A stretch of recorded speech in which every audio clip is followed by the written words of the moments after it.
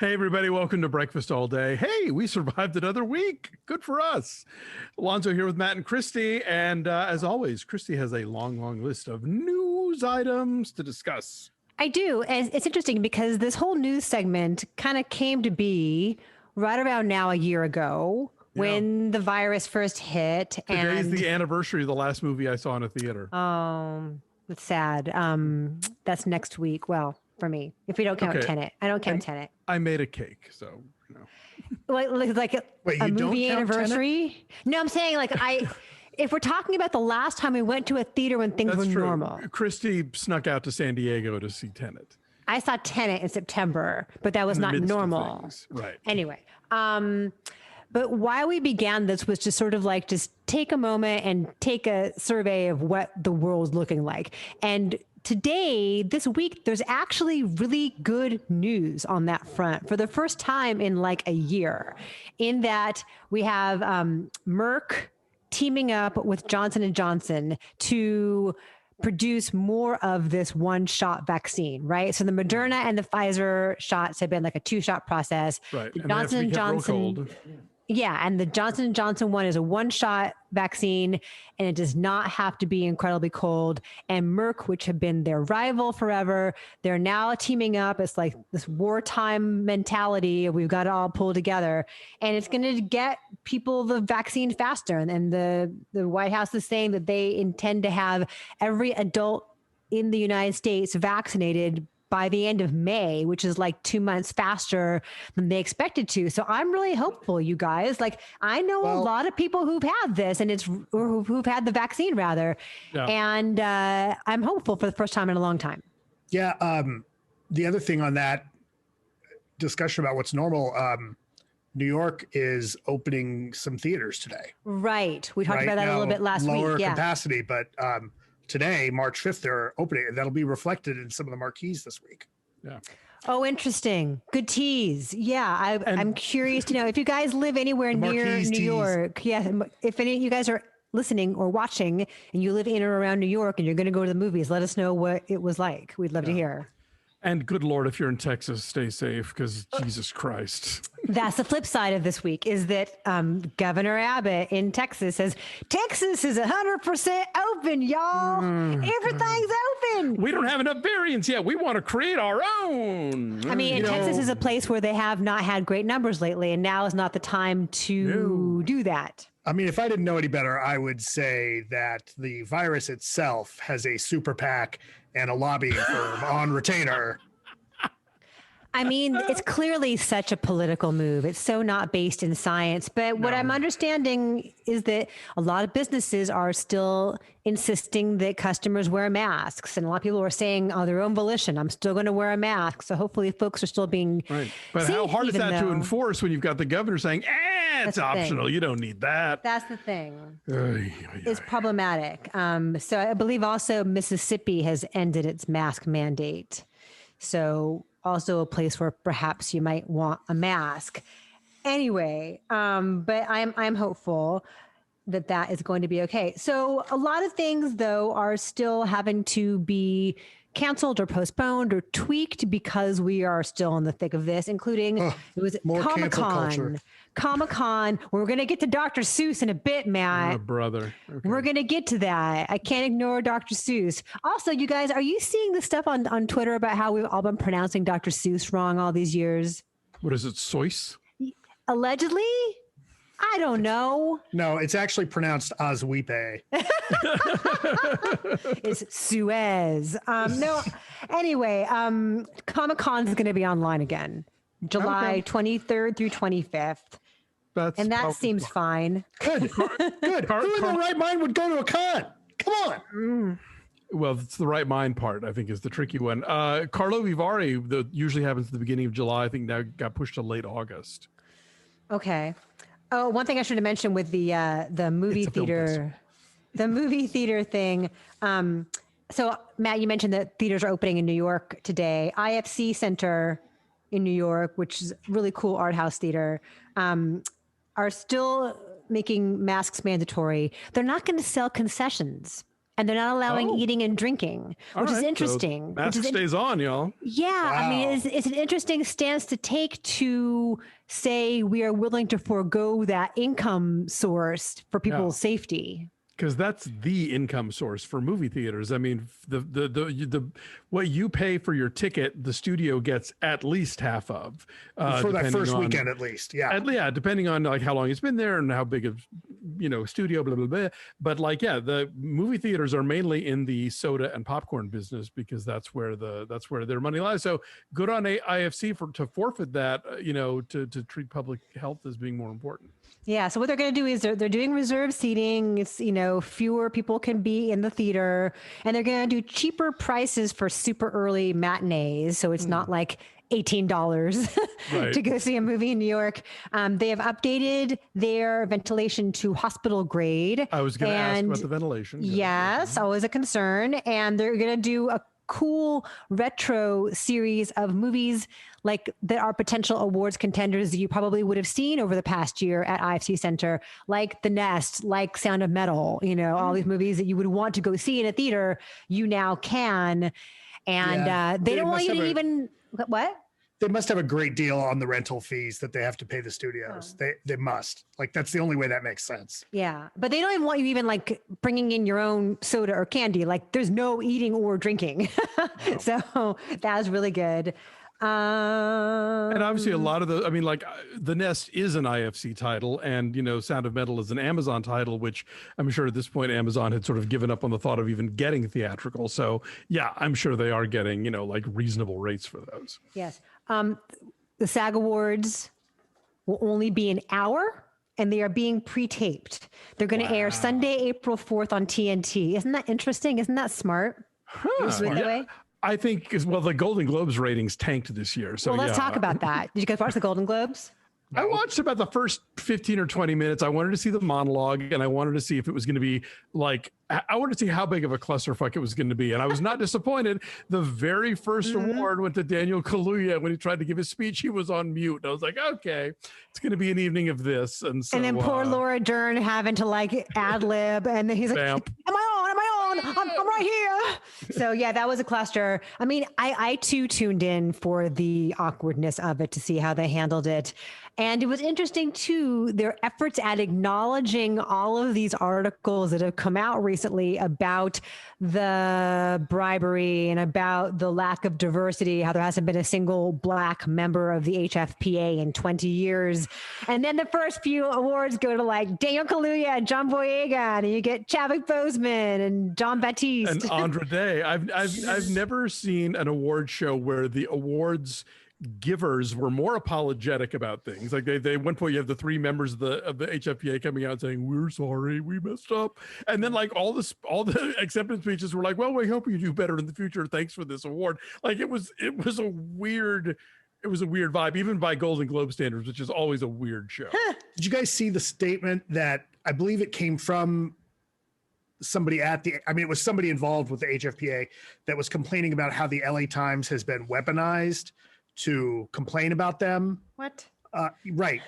Yes, exactly. Like that was Is that the new way of saying fake news? What are we talking about? Kind of. I mean, I guess one of the things I hadn't quite realized about the HFPA is that you have to live in Los Angeles. You're supposed to live in Los Angeles to be it's the Hollywood Foreign Press. Okay. Right. So, okay.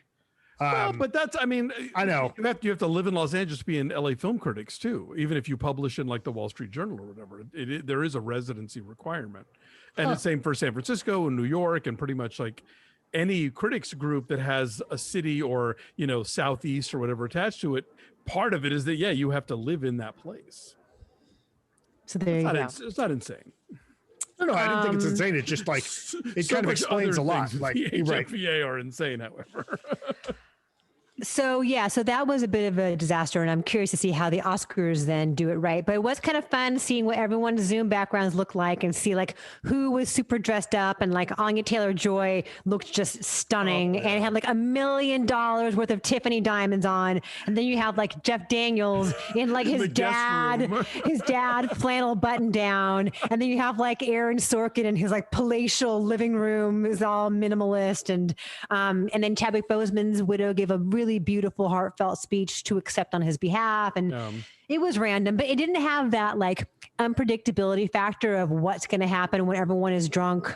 Right. You know, Catherine O'Hara's husband was trying to do a gag where they were playing her off, but it didn't land really. That was cute.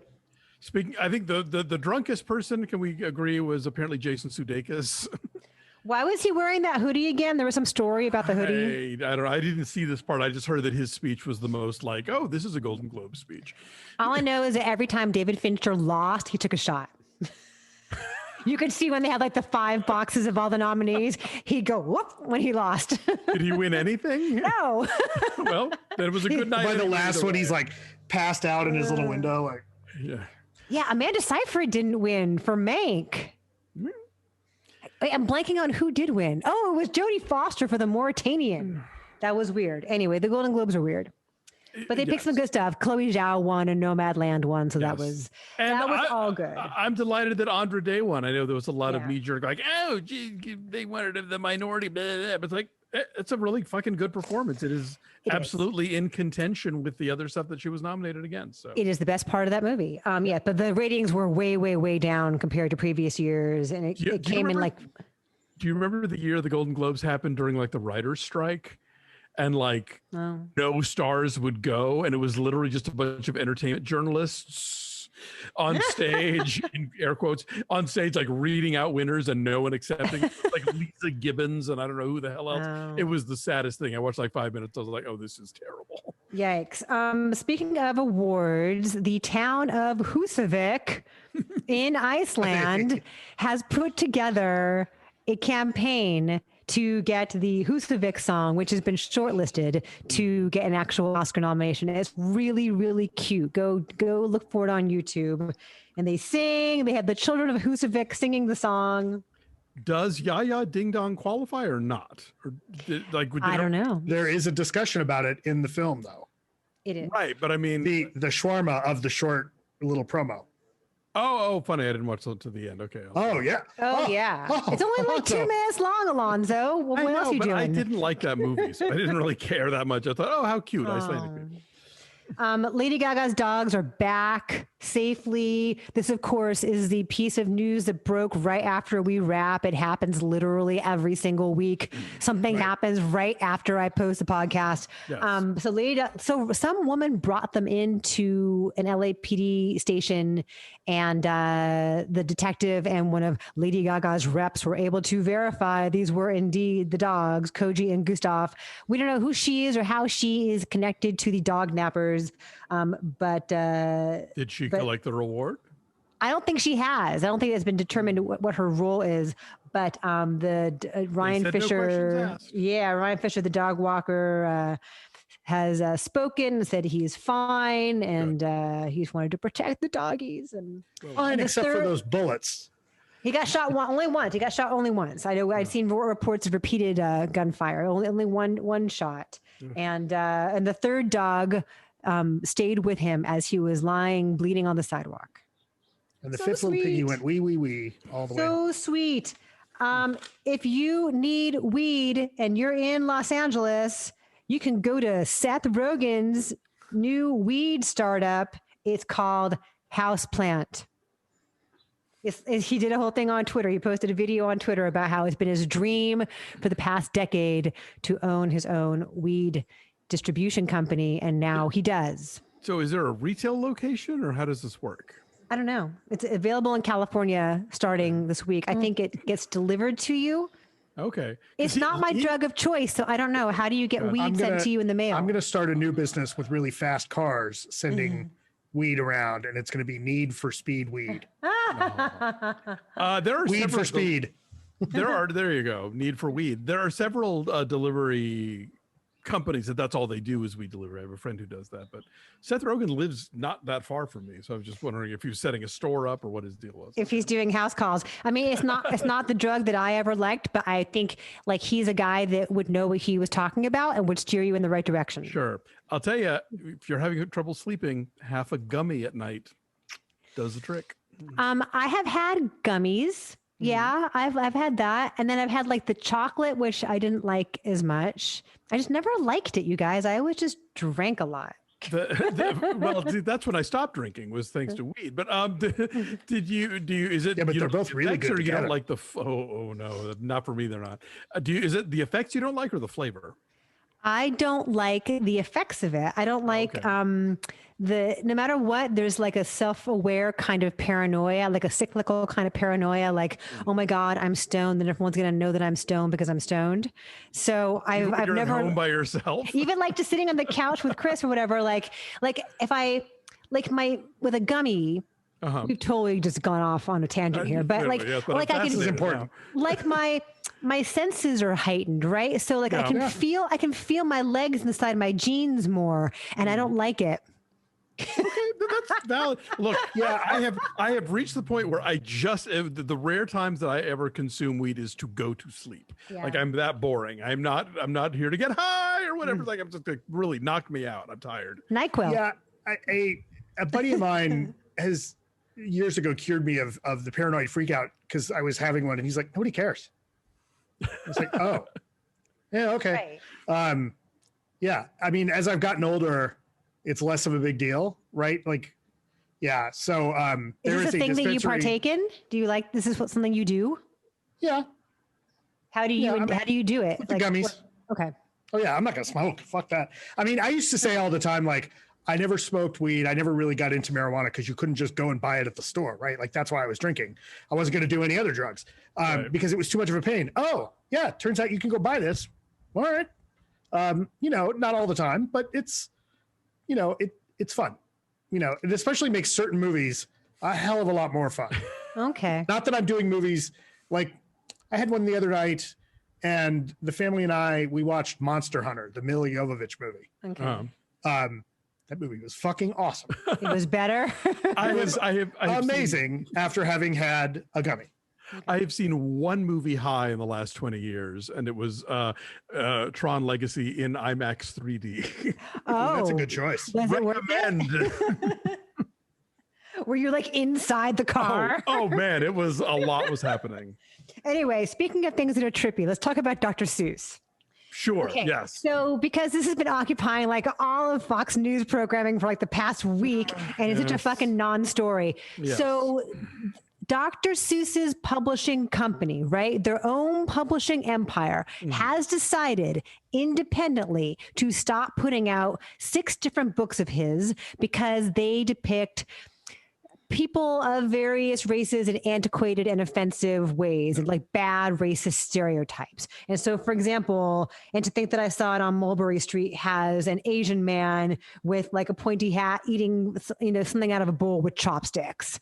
And If I Ran the Zoo has 2 black men in grass skirts and they're barefoot. I mean, totally like offensive and like antiquated notions. And so they have chosen on their own. Nobody has canceled them. And they made this decision in 2016 in 2020 rather, when America was still great and Trump was in office. So again, anyway, yes. Anyway, it's again, no one is telling them that they should do this. They did this on their own. Yeah. And there are still a million Dr. Seuss books out there, as evidenced by the fact that they are all on the top of like the Amazon list this week. Yes. Right. A business made a decision on their own, which is usually a thing that they're in favor of. Right. Free market. Yay. What the assholes at Fox News and I hesitate to even like give this any headspace, but the people who are not honest actors who are decrying the quote unquote cancellation conveniently do not mention that Seuss himself would go back and take the more offensive things out of some of his work. Yeah. Years later, like, oh yeah, you know what? We shouldn't have done that. Right now, everybody's all up in arms about certain, as Paramount and Disney and other companies are putting all this old content up on their catalogs, up on their streaming services. Some of them have started to say what Warner Brothers did decades ago with some of the cartoons when they released those DVD box sets of the Looney Tunes Golden Collection, right, which was, hey, there's stuff in here that would, I'm paraphrasing obviously, but it's like, hey, there's stuff in here that was problematic and pretty shitty. And it wasn't okay. And it wasn't okay now. And it wasn't even okay then. But we're not going to cut them because then we're going to we don't want to pretend that they never happened, Right. but know that it was there and it was shitty. And so they're starting to do that in front of some things. The Muppet Show. Again, these dishonest actors on the right are acting like it's some big fucking deal to mention that. Like, oh, how dare you say that about Gone with the Wind or whatever. And it's like, you know what, guys? I'm sorry that somebody's pointed out that the shitty stuff that you used to say or still say isn't okay. Fuck you. The undergirding of all of this is that people of color don't get to pick what's offensive, and women don't get to pick what's offensive, and gay people don't get, or queer LGBTQ people don't get to pick what's offensive. Straight white men get to decide what's offensive, and if we're not offended by it, then you're just being a snowflake, and it's bullshit. And you're right, it's bad faith acting, and it's vice signaling when they run out and buy Dr. Seuss books, or they run out and put that country guy back at the top of the charts because some radio stations dropped him for saying the N-word. It's like, y'all are just going out of your way to to try and reaffirm white supremacy. And you hate it when we say that, and you claim it's not real because you're not wearing a pointed hood at the moment, but it's the same fucking deal.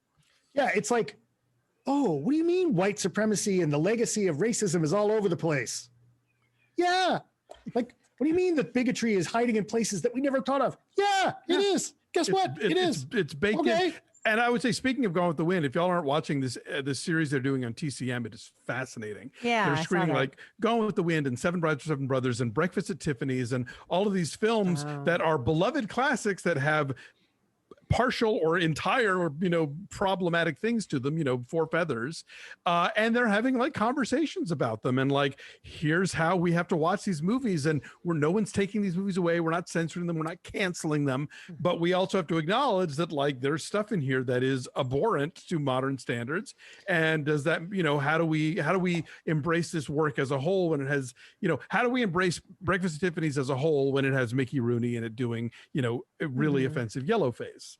One of the more recent discussions I saw about that on that very topic is the transphobia in Silence of the Lambs, which is otherwise this terrific movie, right? Yeah. But you start to look back at how they handle the James Gumb character, and you're like, oh, yeah, okay. Ooh, like, some of us have been saying that all along, Matt. Wasn't that in that movie, in that trans documentary that we talked about? Isn't Silence of the Lambs? Yes, it comes up. For sure.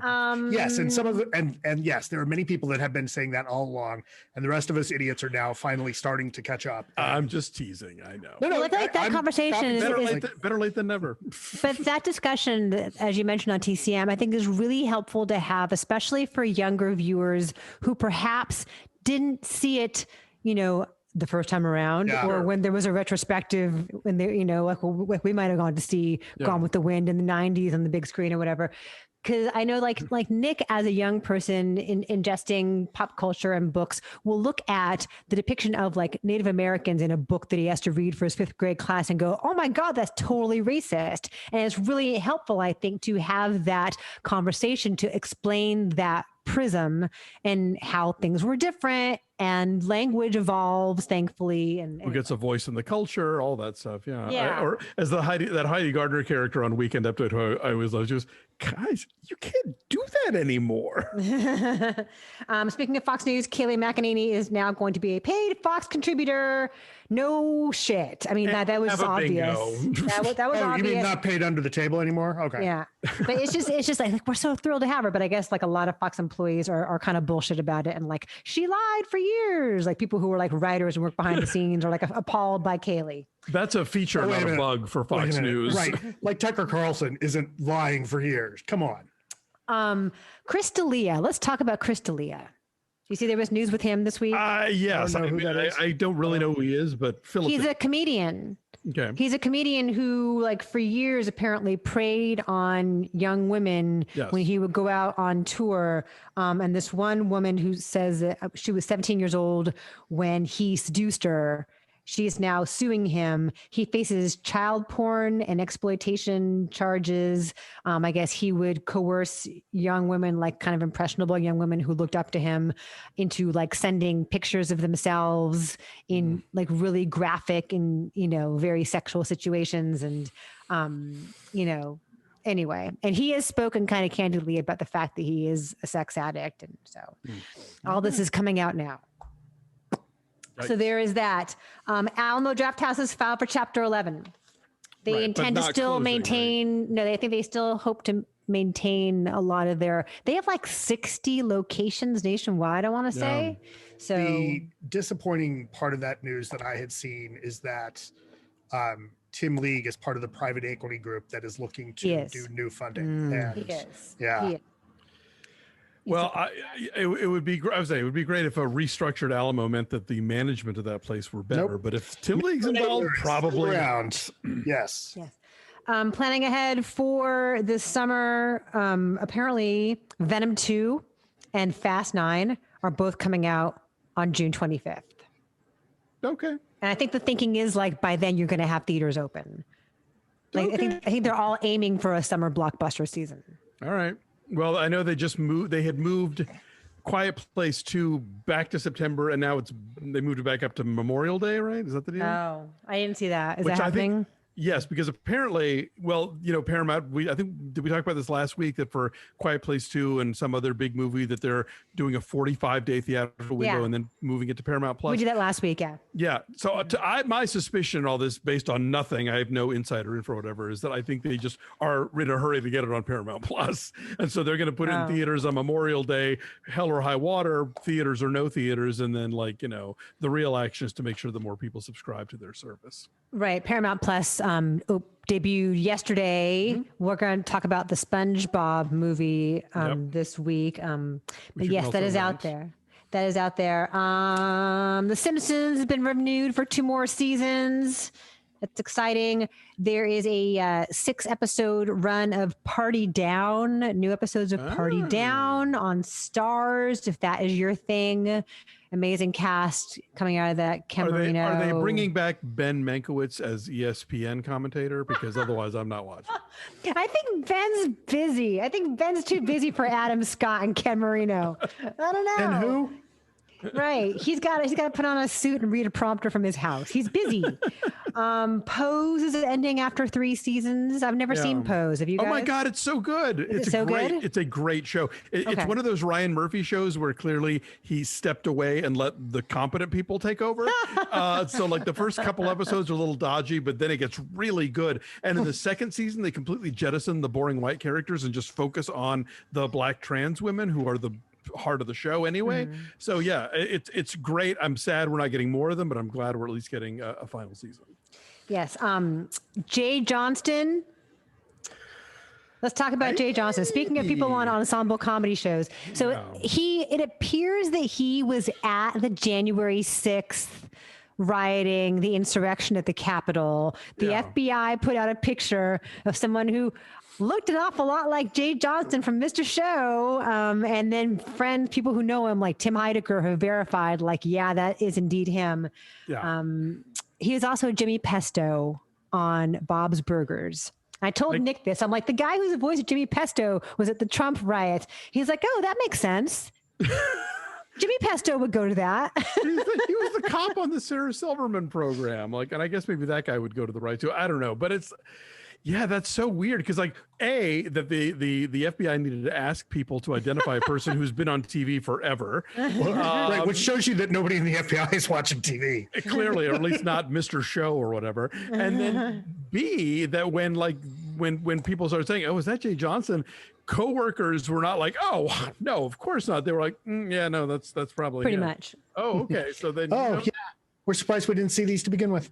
Yeah, I guess he's a Trump guy anyway. And 2 good pieces of news. Gal Gadot is pregnant with her 3rd child, which you would never know given what an amazingly stunning babe she was, as always, at the Golden Globes. That's why she had on that kind of billowy mod mini dress. Okay. And Dolly Parton has gotten vaccinated.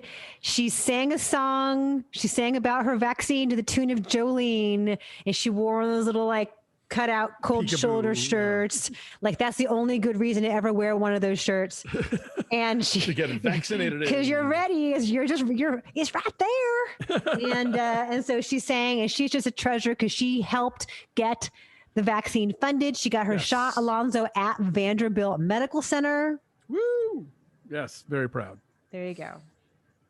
That's my good news for you to end things on. She is the last American we can all rally around. She's a treasure. I think Yes, protect her at all costs. Matt, we have marquees, you say? Yes, we do. So I will share my screen.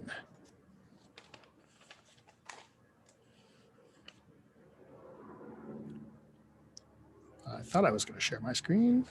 I have a plug real quick for a friend of the show. Tim Grierson has written a book called This Is How You Make a Movie. You may remember Tim from our old show. Anyway, this book is out on Tuesday, and it's super informative. As the blurb on the cover says, the techniques of filmmakers revealed. Steven Spielberg, Martin Scorsese, Stanley Kubrick, Alfonso Cuarón, Wes Anderson, Francis Ford Coppola, Quentin Tarantino, Lynn Ramsey, Paul Thomas Anderson, Catherine Bigelow, Alfred Hitchcock, Steve McQueen, Barry Jenkins, Sofia Coppola, Claire Denis, Andrea Arnold, Jean-Luc Godard, Christopher Nolan, Wong Kar-wai, Jane Campion, Gus Van Sant, Tim Burton, Terrence Malick, Robert Altman, Spike Lee, Jacques Tati, and many more.